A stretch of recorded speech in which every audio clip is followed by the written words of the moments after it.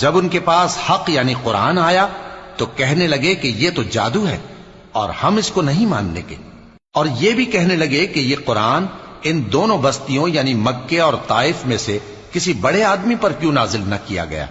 کیا یہ لوگ تمہارے پروردگار کی رحمت کو بانٹتے ہیں؟ ہم نے ان میں ان کی معیشت کو دنیا کی زندگی میں تقسیم کر دیا اور ایک کے دوسرے پر درجے بلند کیے تاکہ ایک دوسرے سے خدمت لے، اور جو کچھ یہ جمع کرتے ہیں تمہارے پروردگار کی رحمت اس سے کہیں بہتر ہے۔ اور اگر یہ خیال نہ ہوتا کہ سب لوگ ایک ہی جماعت ہو جائیں گے تو جو لوگ اللہ سے انکار کرتے ہیں ہم ان کے گھروں کی چھتیں چاندی کی بنا دیتے اور سیڑھیاں بھی جن پر وہ چڑھتے، اور ان کے گھروں کے دروازے بھی اور تخت بھی جن پر تکیہ لگاتے ہیں، اور یہ سب چیزیں سونے کی بھی بنا دیتے، اور یہ سب دنیا کی زندگی کا تھوڑا سا سامان ہے، اور آخرت تمہارے پروردگار کے ہاں پرہیزگاروں کے لیے ہے۔ اور جو کوئی رحمان کی یاد سے آنکھیں بند کر لے یعنی تغافل کرے، ہم اس پر ایک شیطان مقرر کر دیتے ہیں تو وہ اس کا ساتھی ہو جاتا ہے، اور یہ شیطان ان کو رستے سے روکتے رہتے ہیں اور وہ سمجھتے ہیں کہ وہ سیدھے رستے پر ہیں، یہاں تک کہ جب وہ ہمارے پاس آئے گا تو اس شیطان سے کہے گا کہ اے کاش مجھ میں اور تجھ میں مشرق و مغرب کا فاصلہ ہوتا، تو برا ساتھی ہے۔ اور جب تم ظلم کرتے رہے تو آج تمہیں یہ بات فائدہ نہیں دے سکتی کہ تم سب عذاب میں بھی شریک ہو، تو کیا تم بہرے کو سنا سکتے ہو یا اندھے کو رستہ دکھا سکتے ہو، اور جو کھلی گمراہی میں ہو اسے راہ راست پر لا سکتے ہو؟ پھر اے پیغمبر اگر ہم تم کو وفات دے کر اٹھا لیں تو بھی ان لوگوں سے تو ہم انتقام لے کر رہیں گے، یا تمہاری زندگی ہی میں تمہیں وہ عذاب دکھا دیں گے جس کا ہم نے ان سے وعدہ کیا ہے،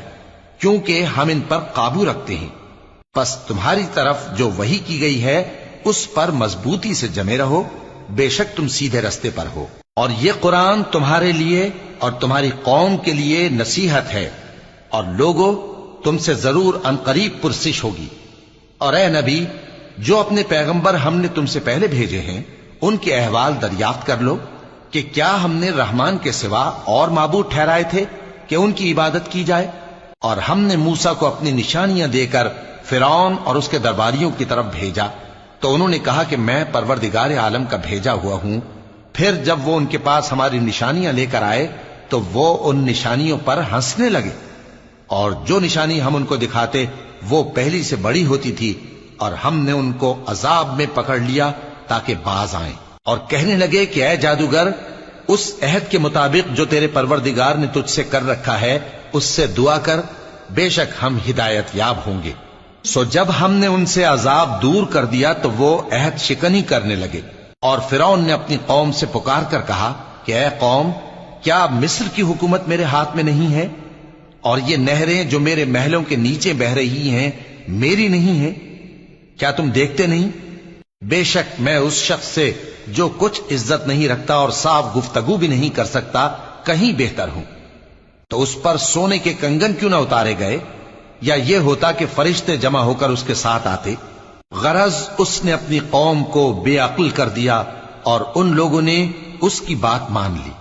بے شک وہ نافرمان لوگ تھے۔ پھر جب انہوں نے ہم کو خفا کیا تو ہم نے ان سے انتقام لیا اور ان سب کو ڈبو کر چھوڑا، سو ان کو گئے گزرے کر دیا اور بعد میں آنے والوں کے لیے عبرت بنا دیا۔